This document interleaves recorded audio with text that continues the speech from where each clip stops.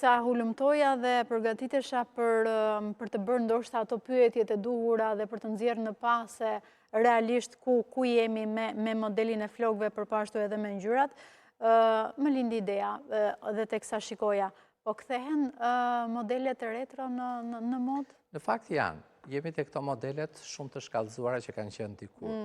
Që dikur në vite ne i kemi dëgjuar që quheshin si stile bishpëllumbi. Po, kurse tani ka një emërtim tjetër. Tashme quhen në një formë kapelon më të gjatë, më të stërgjatur, quhen me bishta të holla, quhen më të shkurtra sipër, në formën e retro, siç ti e shpjegove.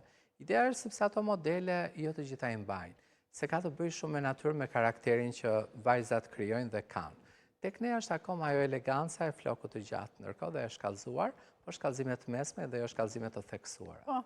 Unë mendoj që është sharmi klasi në fakt. Ne bëjmë mirë që jemi te kjo linja e klasit, sepse është një linjë më e bukur akoma. Mendoj se sa ajo linja që të jenë bishtat shumë të stërgjatura dhe shkallëzimi shumë i theksuar sipër. Jo të gjithëve u shkon, kuptohet, dhe jemi në bazë të atyre që çfarë na shkon dhe çfarë ne na përfaqëson që të mbajmë një model të tillë.